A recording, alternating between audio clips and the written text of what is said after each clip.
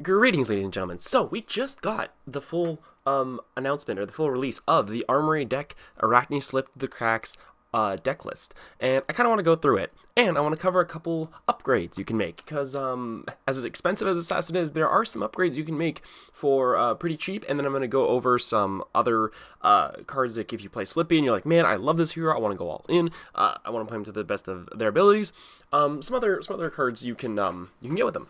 So, I really like Arachne Slipped in the Cracks as a deck list, because Assassins, their card pool is very, it overlaps quite a bit. So if you pick up Slippy, you can not only play Slippy, but, with a couple changes, and with similar cards that you can pick up, you can also play, Arachne Marionette.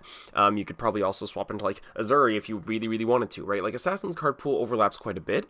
So if you're a new player, and you're just, want to play for fun, want to play a couple decks, you already have, a couple options of different decks you can, flip between, which I really, really like, and I really think it is a good introductory hero. He's really fun, and Assassins are, teach you a lot about, having to block effectively, because as Assassin, you can't really, always utilize your full hand. You have to, sometimes your hand might get clumped up with reactions. You might say, okay, well, do I have to block here, or am I going to use them on the attack?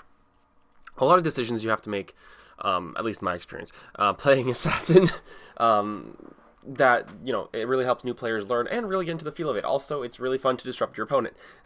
So, let's just get into the raw Armory deck. Okay, so first of all, one Hunter's Clave. I love this. This is the third time Hunter's Clave has been printed. It was in the Hunted, it was in a gem pack, and now it's in Armory Deck Slippy. It's probably going to go down in price quite a bit from this. It's just such a good card. It is on hit Mark.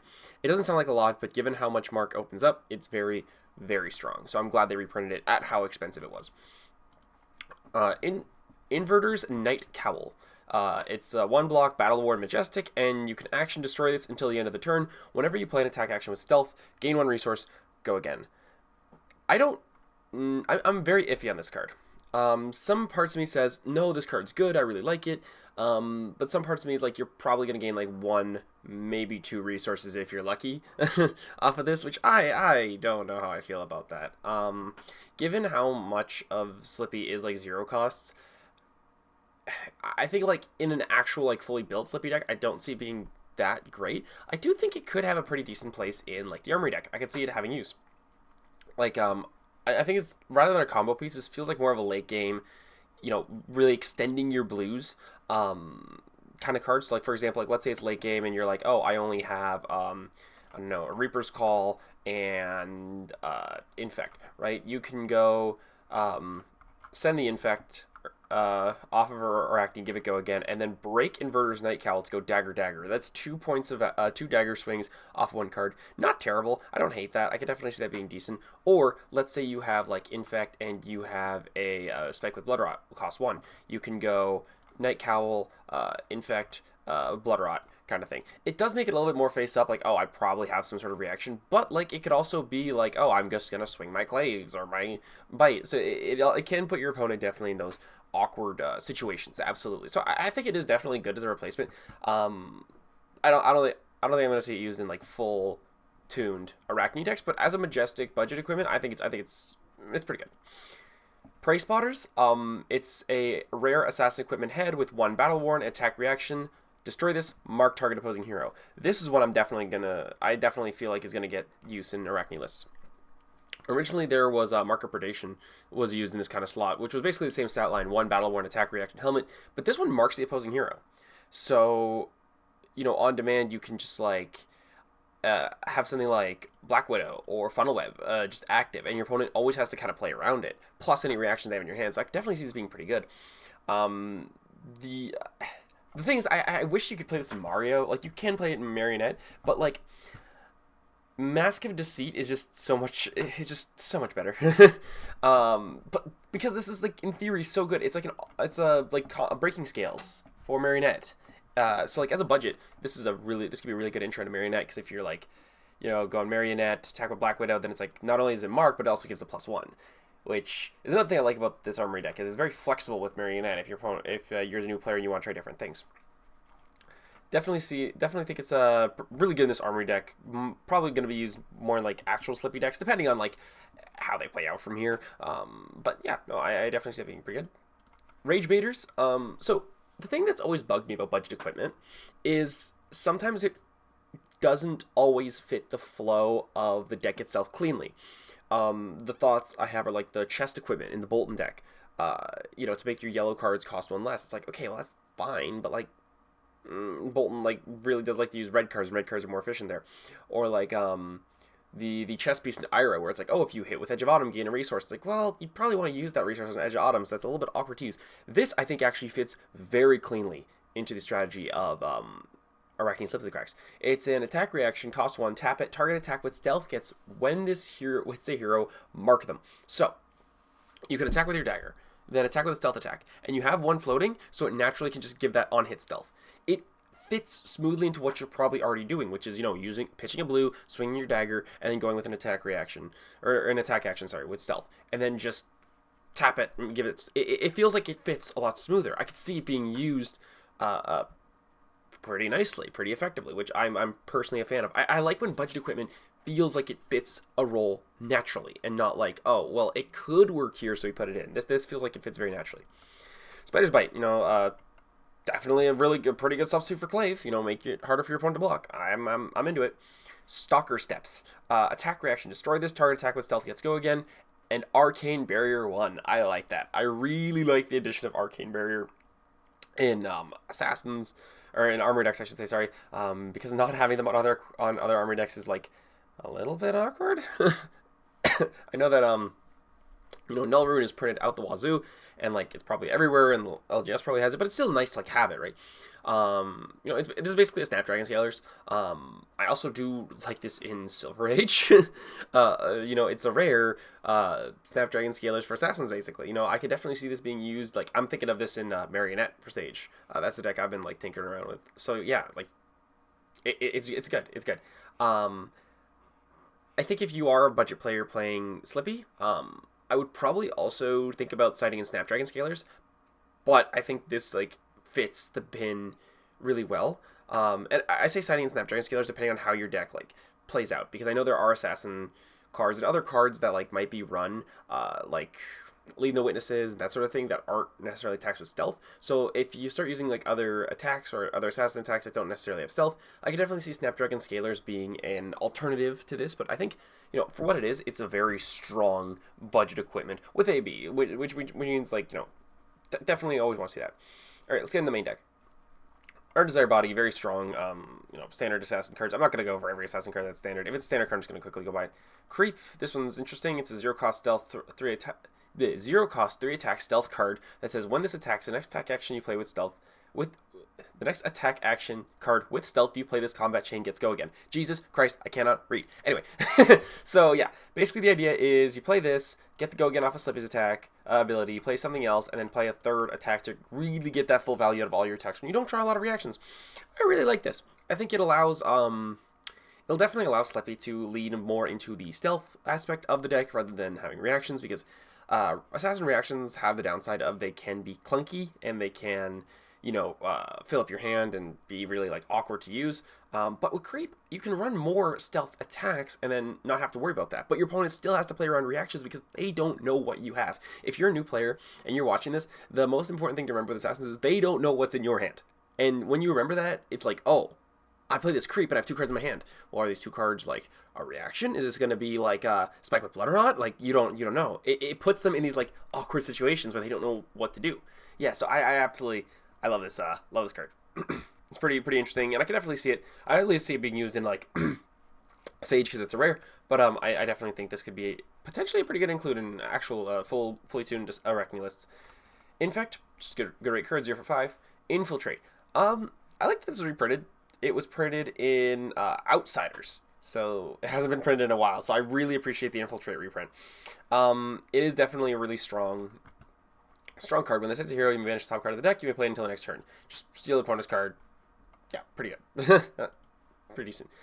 Mark of the Black Widow, sniper card from the hand, always good. If it steals a card from hand, really, really good. Funnel Web, takes card from the arsenal. This is a really good budget version because you don't have Leave No Witnesses. So I really like this as just being able to, you know, take the arsenal when they're marked, threatening the hand and the arsenal. Yeah, just a really, really strong card.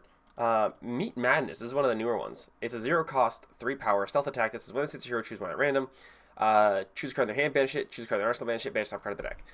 Originally, I was pretty iffy on this card. I was like, well, I don't know. I don't know how to feel about it. It's kind of iffy. Maybe it's good, maybe it's not. Whatever. But then I realized you're not only threatening one of these, you're threatening all of these. Like, even if it doesn't actually hit, you're just threatening all of these. So let's say you're like, oh, I attack with Meat Madness. Even if you don't choose hitting the arsenal or hitting the top card of the deck, your opponent still has to, like, think about it. So like, let's say they have, like, a really good card in arsenal, but also, like, you know, they really want to keep a 4-card hand. If this hits, there's a 2/3 chance you're going to lose one of those pieces. Are they okay with losing one of those pieces? What can they do if they lose one? What are they going to do with the other? That kind of thing. It's like, it's always threatening it. Even if it doesn't go through, it makes your opponent make difficult blocking decisions. So honestly, I think I kind of like this card. I was originally like, oh, well, it's random. Oh, no, I don't like it. But it's just threatening all that. Is going to put your opponent into awkward blocking positions, which I'm personally a very, very big fan of. Even if it's just like, oh, better top card of the deck, whatever, they still have to play around these two, the first two, regardless. Pick to pieces, pretty good. It's pretty standard. Giving it +1 is pretty nice. You know, lets you get that little bit more value out of your attack reactions. Prowl, pretty good for a budget option. Razor's Edge, it's a staple. Scuttle the Canal, pretty good. If it hits a marked hero, or if it attacks a marked hero, gets go again. It's okay. It's pretty good. Spike with Blood Rot, one cost, gets +3 on hit Blood Rot Pox token. I really like this one. It's 1 for 5 basically. For those of you who are new and don't know what Blood Rot Pox does, at the beginning of when the opponent has one of these at the beginning of their end phase, they either take 2 damage or pay 3 resources. So basically, functioning, it's a 1 card, 5 points of value because you're threatening 2 damage, or they have to hold the card back or lose an arsenal in order to not, you know, not die. Stains of the Red Pack, giving you that extra go again, and if it's free, if the opponent's marked, definitely a strong card. Uncover Acquisition. I'm very iffy on this card. It does steal an item your opponent controls, but I feel as an assassin most of the times stealing the item is meh. It's like okay-ish. I don't know. It could be good, but I feel like there's other stealth cards you'd want to use. I don't mind the reprint. I'm fine with the reprint. I just don't know how strong the card is overall. Horrors of the Past. This one is really interesting. It's a 0 cost yellow pitch stealth attack that costs 2, or attacks for 2. And this is when this attacks, this gets the base ability of the last attack action card with stealth you control in the combat chain. So a couple things I really like about this. One, it's yellow pitch, so you can put this in your pitch stack, right? If you're like pitch this to dagger, it's later game, and you're like, oh, I'm seeing Infect. If you go like Infect, and let's say your opponent's at like, I don't know, 3 or 4, like something like that, where like the Blood Rot Pox really hurt them. You like Infect, and then it's like, okay, Horrors of the Past. Now you have to worry about that all over again, right? It's like it's crazy. I also think this could be potentially good in Marionette, mainly because for Marionette, let's say you're like playing. Like let's say you're playing like Snapdragon Scalers, you can attack with Stealth card, your opponent commits a lot to block, you go Snapdragons, and then you attack with Horrors of the Past, and they have to worry about the same on hit again. Definitely, I see a lot of fun being done here. I see this being a really cool and interesting card. I definitely see this like having the potential to be really, really strong. Just copying stealth attacks is always good. 5 copies of Shred, you know, just a good card. You know, being able to pop the opponent's defenses, starting with a stealth attack, seeing when they block, and then worst case scenario, you just pitch us into your dagger, because why wouldn't you? It's awesome. Take up the mantle. One of the most cursed cards ever when Bonds of Agony was legal. And your opponent's marked, you can basically copy a stealth attack. Wink Wink Nunjudge, similar to this. Definitely a strong card. Appreciate it printed at 2 because of just how strong the card is. It's just so good. Knight's Embrace, this is another one. It costs 0, pitches for blue, and it's an assassin attack reaction that say your attacks with stealth get +1 this turn. I really like this card. Usually it's probably going to be like 2 points of value off of raw damage, but if you're threatening like an on-hit, like Spike with Blood Rot, Desire Body, Infect, that kind of thing, it functionally becomes more than 2 points of value. Because like with on-hits, you don't really care about like the raw numbers, you just care about it connecting. And giving it +1 is definitely a very, very awkward thing to block and to cover. Also, again, it's blue, so you can pitch stack this with like other stealth cards, and then basically make your opponent have to cover 2/0 for 4s when they likely don't have much equipment left. Definitely very strong. Finally, Reaper's Call, just a way to mark at instant speed. Definitely really strong for stuff like Mark of the Black Widow and Mark of the Final Web. Overall, I think this is a really strong Armory deck. I think there's a lot of, some pretty good reprints here. It's a very nice core. I think it seems like it functions very well. It has some really good Majestics that I can actually see used in like real Slippy decks, and you can really show off some of the power of Slippy. Again, Meat Madness. Just seeing that part of your opponent where they're like, okay, how do I block? What do I do? Do I need to block? How do, just seeing that awkwardness in them and like really just screwing over their turn. Also, this art is like fantastic, like beautiful. Yeah, overall, I think this is a really strong Armory deck. But, ladies and gentlemen, if you're playing Arakni, if you're playing Slippy, you're probably going to play this Armory deck and be like, wow, this is so much fun. What can I do? How can I upgrade it? I got you. We're going to go over some upgrades. First, I want to talk about what I call the bulk changes. Now, when I say bulk changes, I basically mean like, I swapped out a couple commons and rares in order to, in my view, like make the deck a little bit stronger. These are all, really cheap. You could probably find these in like bulk boxes or at your LGS, so let's just go over some of the changes. So first of all, I added Double Trouble. This is a 0 cost 3 power stealth card that says if you've played or activated 2 more attack reactions, chain link, this gets +2 when this hits a hero, banish top 2 cards of the deck. That +2 is really important because you have functionally at least you have 3 attack reactions for free on your sideboard. So let's say you have like Double Trouble and like a blue. You can go swing you can go like swing a Spider's Bite, play Double Trouble, and then Rage Baiters and Stalker Steps or like Prey Spotted. That's automatically going to make this a 0 for 5. That is a 2 card 6 value minimum, which is a pretty good rate. And also just banishing your opponent's cards, you're never gonna be upset about that. You can also combine it with other reactions like Spectre Blood Rod or Saves the Red back in order to just really push it above and beyond. I think it's just really strong. I also added in blue Stains of the Red back. I think that this card is definitely really strong. I've been playing Marionette, and the list that I've been using that a friend of mine uses blue Stains, and I think blue Stains is just so good. You can have it in your pitch stack. It can set up these wider turns. It gives +1, which is always that really awkward spot. I do definitely think that's it's just a really good reaction. And the thing is with the cards I took out was Scuttle the Canal and 3 copies of Shred. Shred's okay, but I think Shred is really only good in some matchups, whereas buffing it to +1 is always going to be good, in my view at least. And then Scuttle the Canal, the go against fine, but you really want disruption. You really want to put the hurt on the opponent with taking cards, that kind of thing. So it's okay, but it's an okay card. But I think I personally prefer Double Trouble. I also added in a bit of a sideboard. Again, all commons and rares, all stuff you can find in bulk boxes. The first one is cut from the same cloth. Now, you really want to be marking the opponent as often as possible. And with one clave, that can be hard. And with the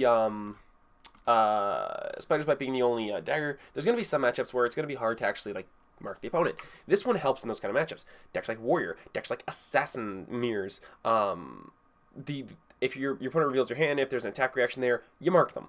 It gives you full information of their hand, which is really valuable, and it gives your next dagger +4. So you play this, potentially mark the opponent, and then swing the dagger for 5. Definitely really strong. Really like it.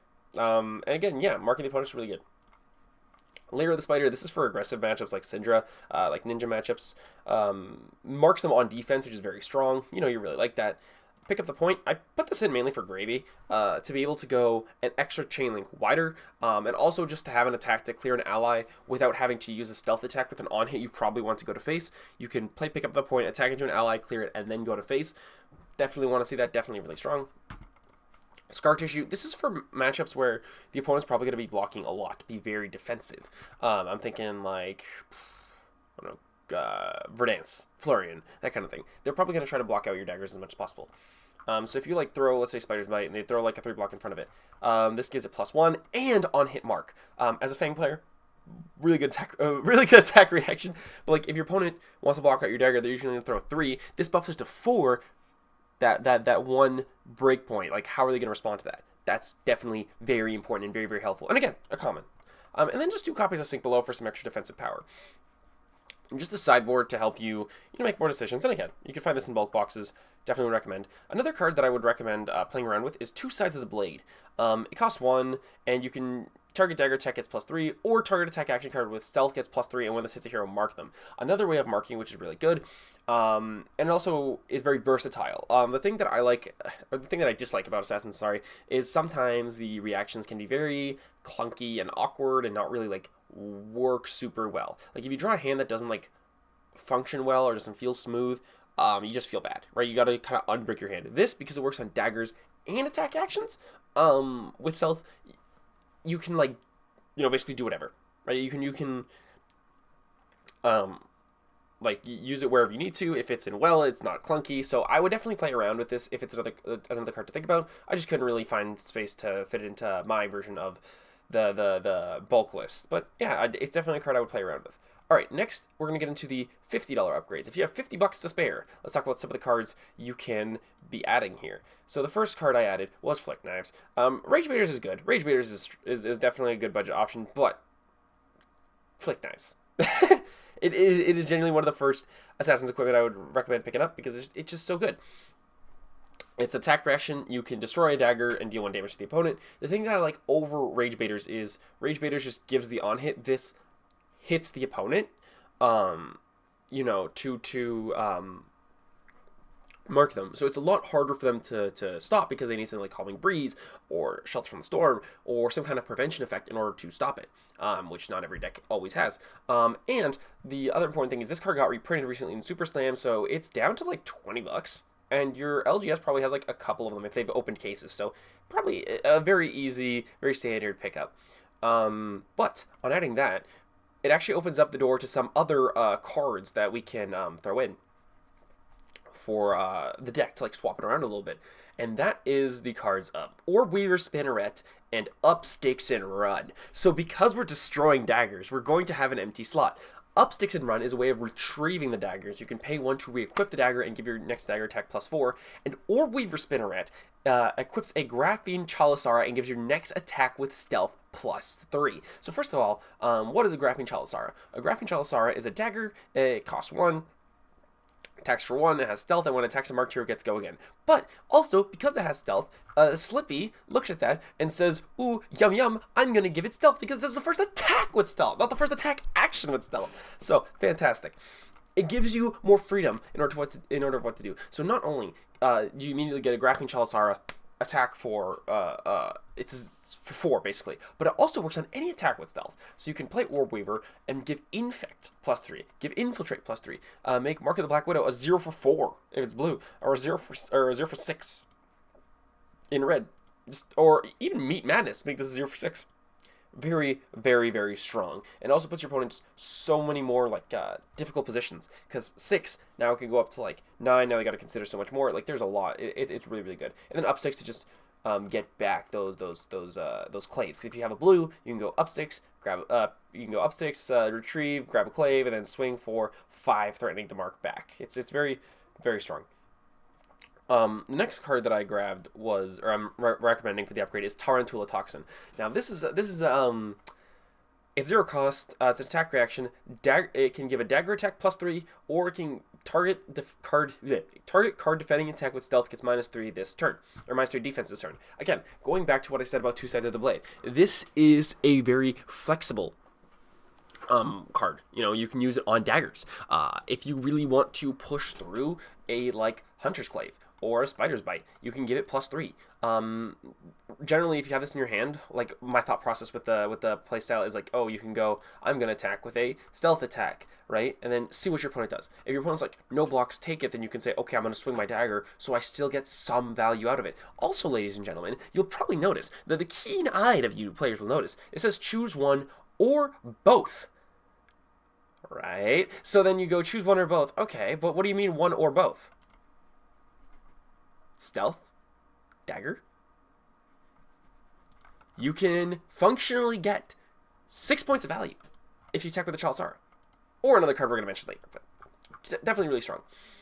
I also threw in a third Take Out the Mantle because this card is kind of, it's kind of not super expensive, but like it's an affordable. It's definitely a card you want at 3. Definitely really strong. And also I threw in 1 copy of Persuasive Prognosis. Again, sniping a card from your opponent's hand, definitely strong, puts the opponent in a lot of awkward positions. Ideally you run it at 3, but starting out with 1 as an upgrade path is not bad. Also I threw in Scale Peeler in the sideboard, mainly because, as mentioned before, not every deck is going to rely on blocking with attack action cards, and you want to be able to chip through that armor when you can, like against Warriors, like against Guardians or something like that, or yeah, well, mainly Warriors. Like if your opponent's playing like Valiant Dynamo, this card is so friggin' annoying to play against. So it gives you a little bit more flexibility. This card's like $1 or something like that. There's probably like 10 of them, like a binder somewhere in your LGS. Also, yeah, move Shred to the sideboard, because Shred is like, it's a good card, but it really only works in some matchups. If your opponent's playing like really aggressive and they're just like throwing their whole hand and not blocking anything, Shred becomes a lot less good. But if your opponent's playing really defensive, Shred is very, very good. But there's a reason why I prefer Tarantula Toxin, because you can just like, you know, use it whenever. You get value whenever. It's value no matter what. But finally, ladies and gentlemen, let's say you're like, Rage, I want to play, I don't have $50, I have $100. What else can I spend? So, building off of this, what does the $100 upgrade look like? So, firstly, we're starting out with a second Hunter's Kalave.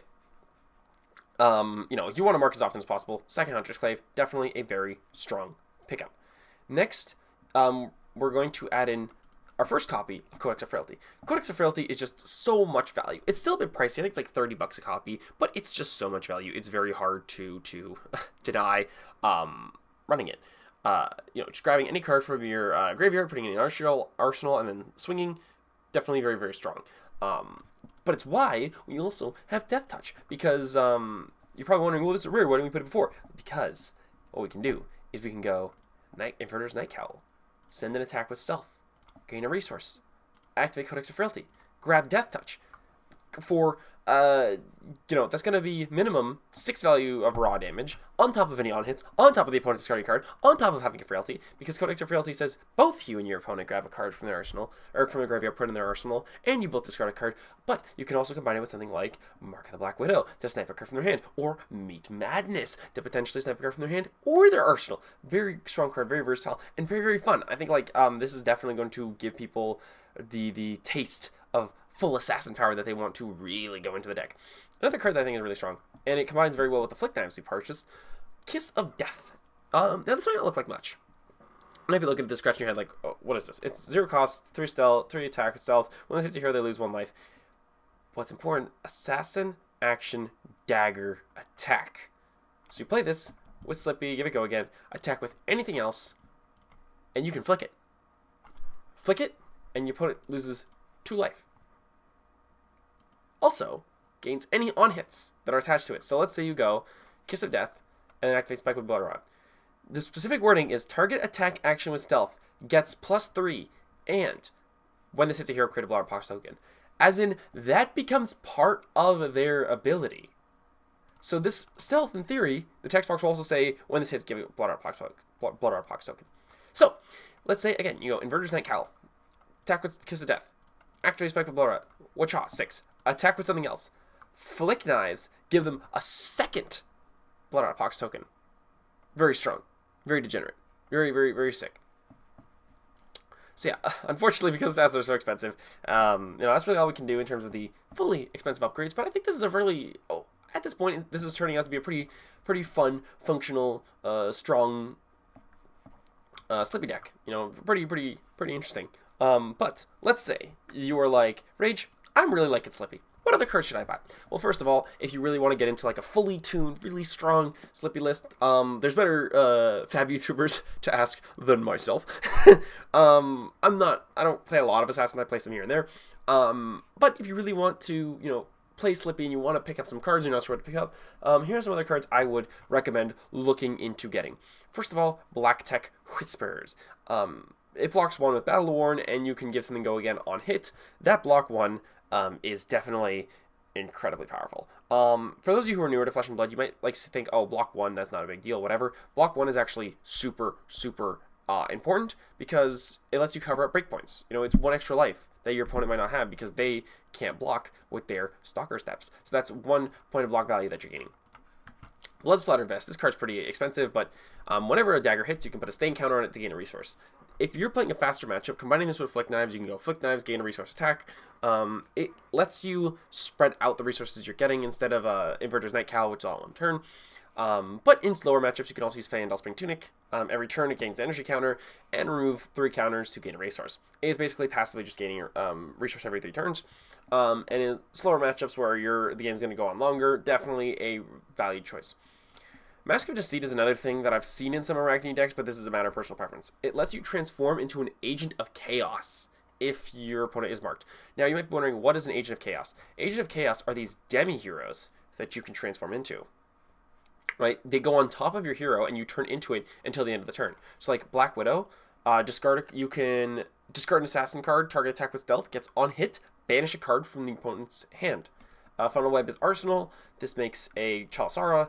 This gives something Go Again. This buffs up your daggers. And Trapdoor is the important one, because this lets you search out a defense reaction that's called Trap, or defense reaction Trap, and you can play it. So, like, for example, where did I put it?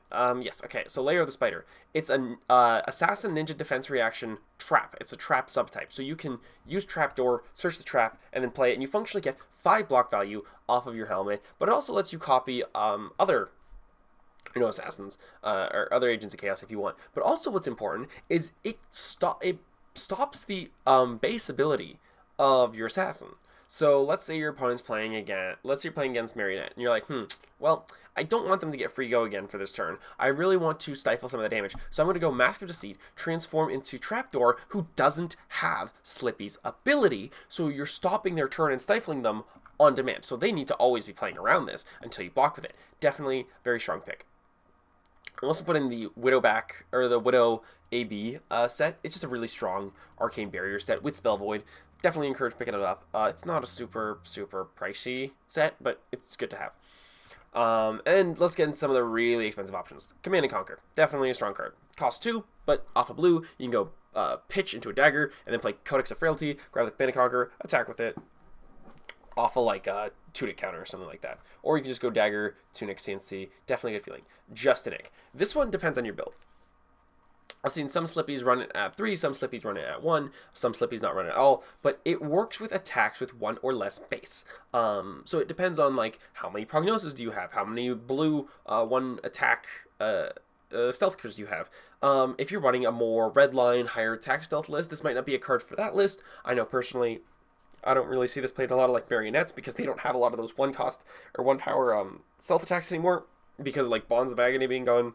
So it's definitely a matter of like how your deck is built, personal preference, that kind of thing, but it's definitely a card worth looking into.